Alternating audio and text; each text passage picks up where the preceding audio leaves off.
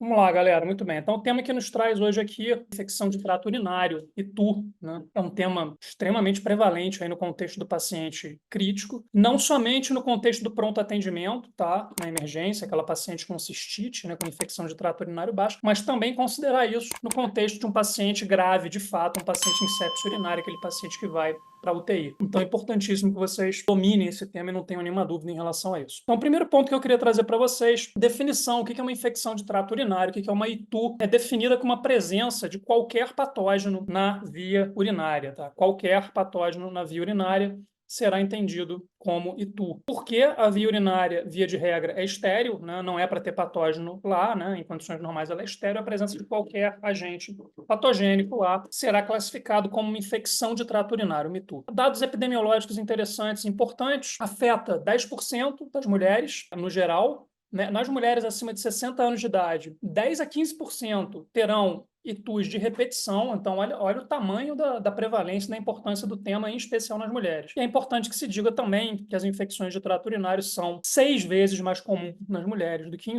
homens. Via de regra, a infecção de trato urinário em homem é para se pesquisar algum tipo de anomalia, alguma coisa fora do contexto. Por exemplo, um comportamento sexual de risco ou algum tipo de obstrução nas vias urinárias. Em homens mais velhos, muito comum, hiperplasia prostática benigna, mas não somente isso. Então, é um tema que é muito mais prevalente nas mulheres, como eu disse, repetindo aqui, afetando 10% das mulheres, e acima dos 60 anos de idade, 10 a 15% das mulheres terão ITUs de repetição. É importante que se diga que as ITUs são classificadas em 3 condições distintas, né? A primeira delas, a bacteriúria assintomática. Por que, professor, que isso é uma infecção de trato urinário? Repetindo o que eu disse, o trato urinário normalmente é estéril, a presença de qualquer patógeno lá indica uma infecção de trato urinário. Então, a bacteriúria assintomática é a primeira, 3 formas de apresentação da ITU. A segunda, a cistite, ou uma ITU baixa, muito comum, né, nos pronto-socorros, pronto-atendimento, extremamente comum. E, por fim, a pielonefrite, que é a ITU alta. Essa daí preocupa muito a gente, né, e, de fato, será um tema mais pertinente ao paciente crítico, né, pode degringolar para uma sepsia urinária, por exemplo. São 3 tipos de ITU: bacteriúria assintomática, cistite ou ITU baixa, pielonefrite ou ITU alta. Então, sinais e sintomas da cistite, né? Todos estão mais ou menos familiarizados com isso. Disúria, né? Ardência urinar, polaciúria, o aumento da frequência urinária em quantidades menores, o aumento da frequência, quantidades pequenininhas. Hematúria, sangue. Essa hematúria pode ser macroscópica ou não, pode se apresentar de forma microscópica apenas no EAS. E dor suprapúbica. Então, disúria, polaciúria, hematúria, dor no baixo abdômen, né? No baixo ventre, dor suprapúbica. São sintomas de cistite, né? Acho que as mulheres que estão me assistindo aí provavelmente já tiveram, ou se não tiveram, provavelmente terão esse tipo de sintomatologia decorrente de uma cistite pelo menos uma vez na vida, é muito comum. Pielonefrite, a infecção ITU alta, né, a infecção de trato urinário alta, terão os mesmos sintomas da cistite, porém agregados a sintomas sistêmicos. Então, o paciente com pielonefrite terá os mesmos sintomas da cistite, porém ele terá sintomas sistêmicos, como, por exemplo, febre, calafrios, toxemia e o famoso sinal de Giordano. Então, observem que é um paciente que estará toxêmico, febril, com calafrios. Eventualmente, ele pode ter instabilidade hemodinâmica. Quando a coisa vai evoluindo com mais gravidade, ele pode evoluir com instabilidade hemodinâmica, sepsia urinária. E o famoso sinal de Giordano, que nada mais é do que a punho e percussão lombar positiva, né? Você coloca a mão sobre a região lombar do paciente e vai fazer a punho percussão, né? Você vai literalmente bater sobre a sua mão, que estará espalmada sobre a região lombar do paciente. Né? E se o paciente urrar de dor, é dito que esse sinal de Giordano é positivo. O quanto ele é sensível para uma pielonefrite? Pouquíssimo sensível, baixíssima sensibilidade. Repetindo o que eu sempre repito aqui, né, trazendo isso lá da medicina baseada em evidências, sensibilidade quer dizer o seguinte, quer dizer que a imensa maioria dos pacientes com a doença terão aquele exame positivo ou terão aquele sinal de exame físico positivo. Né? E o Giordano é um sinal de baixa sensibilidade, ou seja, vários pacientes, a vasta maioria dos pacientes com pielonefrite não terão o sinal de Giordano positivo. Porém, ele tem alta especificidade, o que quer dizer que quem não tem infecção de trato urinário alta, quem não tem pielonefrite, não terá o sinal de Giordano positivo. Bom, dito tudo isso em relação à apresentação clínica das 3 formas de ITU, que exame solicitar? Então, via de regra, a gente não pede exame nenhum, tá? É importantíssimo que se diga isso, vocês que estão atendendo lá no pronto atendimento. chegou aquela paciente jovem, vida sexual ativa, se queixando de disúria, polaciúria, fez um EAS por qualquer motivo, tem hematúria, tem dor suprapúbica. O que você precisa fazer com essa paciente? Diagnosticar como cistite e tratar, não tem que fazer nenhum exame, nem EAS. Não é necessário fazer nenhum tipo de exame. E aí fica a pergunta, então, quando solicitar o EAS, né, que em vários locais aí do nosso país é chamado de urina tipo 1, né? Importante que se diga que a urina tipo 2 é a urinocultura em vários locais do Brasil. No Rio de Janeiro, a gente se refere à urina tipo 1 como EAS, é o exame dos sedimentos urinários, né? Então, quando solicitar o EAS ou urina tipo 1, quando existe, por exemplo, dúvida diagnóstica. A paciente tem, por exemplo, uma queixa de dor suprapúbica e não tem nenhum outro sinal ou sintoma, tem uma febre baixa, você realmente está na dúvida, pode ser doença inflamatória pélvica, enfim, pode ser algum outro diagnóstico dentro do leque de diagnósticos diferenciais, mas você considera a possibilidade de ser cistite, então existe uma dúvida diagnóstica, você vai pedir o EAS. Primeira indicação de solicitar o EAS na suspeita de uma infecção de trato urinário. Segunda indicação, quando a gente está pesquisando a bacteriúria assintomática. Evidentemente que se ela é assintomática, a única forma através da qual você irá diagnosticar é através de exames laboratoriais, né? A gente vai falar um pouco mais à frente quando a gente vai pesquisar a bacteriúria assintomática. E por fim, uma terceira indicação do IAS seria o rastreio de foco infeccioso. Um exemplo muito fácil de entender isso, o paciente dá entrada no pronto atendimento séptico, né? Você vai fazer aquele protocolo de 1 hora que a gente já falou na aula de sepsis, vai começar a tratar, vai colher uma cultura, vai cair dentro com ressuscitação volêmica, amina vasoativa, vai começar a antibiótico-terapia empírica depois de colher cultura com ceftriaxone, mas você tem que saber onde é o foco infeccioso. E você pode, num contexto desse, considerando a alta prevalência das infecções de trato urinário, você pode e deve, né, pedir EAS e talvez até urinocultura. Então, essas são as 3 indicações: dúvida diagnóstica, pesquisa da bacteriúria assintomática e o rastreio de um foco infeccioso, quando isso não é uma coisa muito clara, como, por exemplo, nesse exemplo aqui da sepsis que eu dei. Então, o que olhar no IAS, né? O que tem de importante no IAS, né, para a gente pensar em infecção de trato urinário? Primeira coisa, a coisa mais óbvia, a presença de leucócitos, né? A leucocitúria. E bacteriúria, né? A presença de bactérias. E aí sim, decorrente da presença de bactérias nesse sedimento urinário, nitrito positivo, né? Nitrito positivo vai aparecer escrito lá no EAS, né? Presença de leucócitos, presença de inúmeras bactérias, nitrito positivo. Nitrito positivo quer dizer que tem bactéria, né? Somente as bactérias são capazes de decompor a ureia em produtos de degradação da ureia, que são os nitritos, ou seja, a presença de nitrito positivo no EAS é indicativo de que existem bactérias, lá existem bactérias. Então, isso a gente vai olhar no EAS. E quando solicitar a urina tipo 2, né, ou também chamada aqui no Rio de Janeiro e em alguns outros locais do Brasil, de urinocultura, com antibiograma, a urinocultura sempre virá com antibiograma, quando solicitar, gestantes, então grávidas, sempre terão urinocultura. Na suspeita de infecção de trato urinário, importante que se diga isso. Na gestante, sempre a gente vai pedir urinocultura. Pacientes com itu de repetição, lembrando que a gente falou aqui, ó, mulheres idosas acima de 60 anos, 10 a 15% terão itus de repetição. Então, na itu de repetição, pede-se urinocultura. Homens com infecção de trato urinário, lembrando que eu falei que infecção de trato urinário é uma coisa incomum em homens. Pensar em homens mais idosos, né? Pensar em obstrução das vias urinárias, por exemplo, aumento da próstata, ou homens mais jovens, comportamento sexual de risco, e nesse caso a gente sempre vai pedir infecção de trato urinário em homens, a urinocultura. Então, paciente com doença renal, nefropato, paciente diabético e qualquer paciente imunocomprometido. Então, essas são as indicações da solicitação de urinocultura num paciente com suspeita da infecção de trato urinário. E as indicações de AS já falamos, e repetindo aqui, não solicitamos exames de forma rotineira, apenas diagnosticamos e tratamos. A gente falou o que olhar no EAS, né? No EAS a gente quer olhar nitrito, quer olhar leucocitura, quer olhar bacteriúria, e o que a gente vai olhar na cultura, né? A gente vai olhar isso daqui, o UFC. O UFC são unidades formadoras de colônia, é isso que vai aparecer lá na urinocultura. Vai aparecer o UFC é maior do que 10 a 5, 100 mil. Isso daí é patognomônico, vamos dizer assim, de infecção de trato urinário.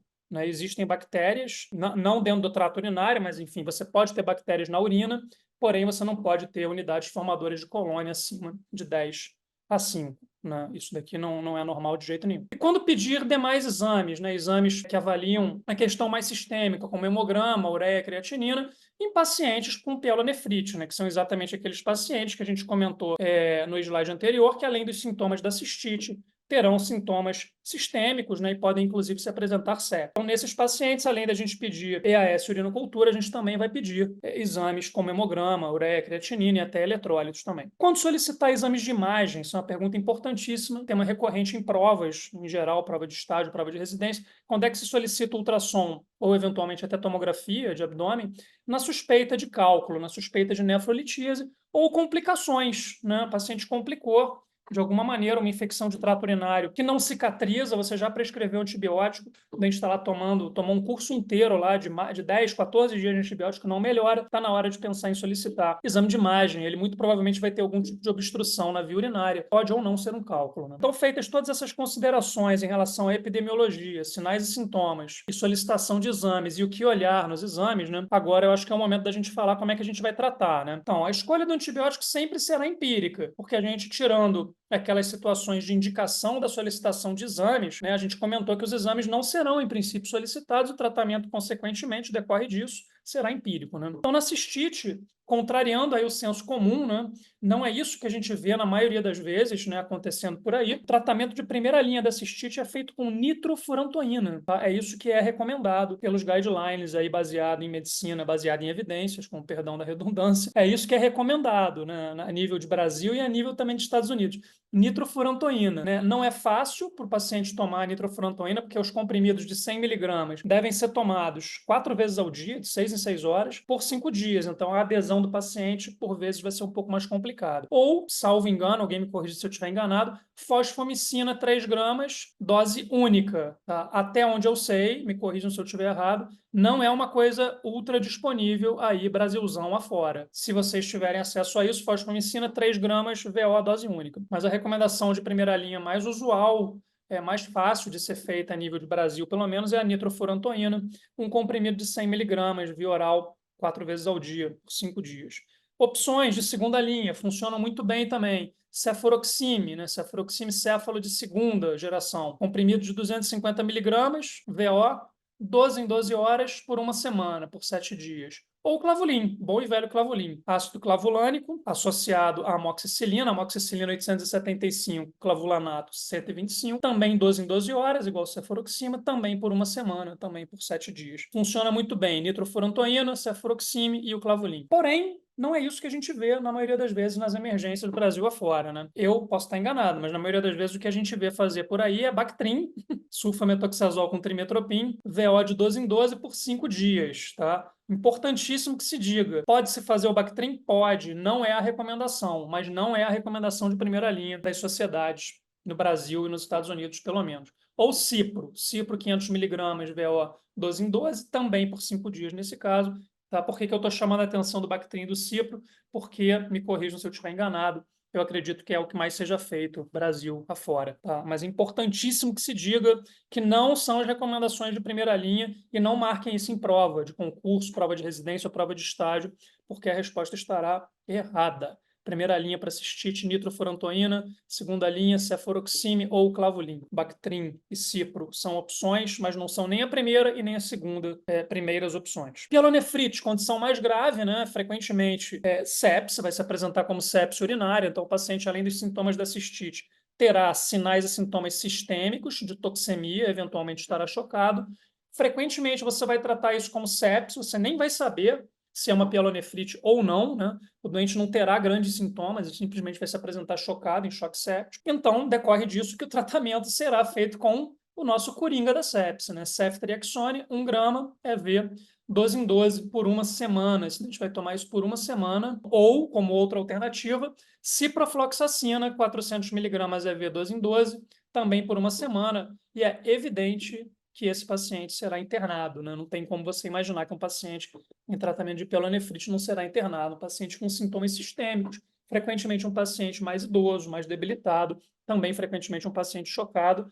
Essa internação eventualmente será inclusive na UTI, né? Não será nem no andar. Entre Ah, professor, o que eu escolho aqui? Escolho ceftriaxone ou escolho cipro? Então, minha recomendação para vocês é que vocês optem pela ceftriaxone. Até porque, como eu falei, nem sempre estará claro que o diagnóstico é uma pielonefrite. Então, a gente vai acabar tratando isso como sepse depois, a urinocultura vai positivar. Enfim, outros exames laboratoriais, outros indicativos vão confirmar essa nossa hipótese diagnóstica. E a bacteriúria sintomática, né? Que é uma das indicações da gente solicitar o IAS. Se não fosse através do IAS, a gente não teria nem o diagnóstico da bacteriúria sintomática. Porém, quando solicitar esse AS, quando se preocupar com a bacteriúria sintomática e quando tratá-la, né? Então, bacteriúria sintomática é alguma coisa que a gente deve tratar em duas situações, basicamente. Na gestante, na grávida, né? Por isso a gente solicita de rotina, né? O EAS em um determinado momento da gravidez, e em pacientes que serão submetidos a cirurgias urológicas, procedimentos urológicos em geral. Então, esses pacientes têm indicação, a grávida e alguém que vai fazer uma cirurgia urológica, tem indicação de solicitação de IAS, eventualmente até de urinocultura, e de tratamento dessa infecção. A bacteriúria sintomática é uma infecção de trato urinário, e esses dois grupos populacionais têm indicação de tratar essa infecção. Tratamento com nitrofurantoína, lembrando que a grávida só pode tomar nitrofurantoína até a 37ª semana, mas ela vai ter tido acesso a esse diagnóstico antes disso, que eu não vou me lembrar aqui qual é a semana que a gente pede EAS na gestação, mas é no início, é no primeiro trimestre, então dificilmente você vai tratar uma paciente gestante com bacteriúria sintomática após a 37ª semana. Porém, caso isso aconteça, estão aqui as opções: fosfomicina, clavulin, cefuroxime. Para a galera que descobre a bacteriúria sintomática no contexto de pré-operatório de uma cirurgia urológica, as opções estão aqui, ó, cipro e norfloxacina. Finalizando aqui, ó, o que seria uma ITU de repetição, que a gente comentou que é muito comum, ou é mais comum nas mulheres acima de 60 anos de idade, né? O que seria definido uma ITU de repetição? Então, a presença de 2 episódios de ITU num período de 6 meses, ou 3 episódios de infecção de trato urinário num período de 1 ano. Então, o que a gente vai fazer, né, com esses pacientes? Além de tratar, a gente depois vai fazer profilaxia. De novo, com a nossa nitrofurantoína, um comprimido de 100 miligramas, porém um comprimido por dia, por até 6 meses. Ou a fosfomicina, 3 gramas de 10 em 10 dias, também por 6 meses. Fosfomicina, repetindo o que eu falei, lá no tratamento da cistite, até onde eu sei, não é uma coisa muito disponível aqui no Brasil. Na maioria das vezes, a gente vai tratar essa ITU de repetição com nitrofurantoína, um comprimido de 100 por dia, por até 6 meses. E aí a gente termina o que a gente tinha para falar.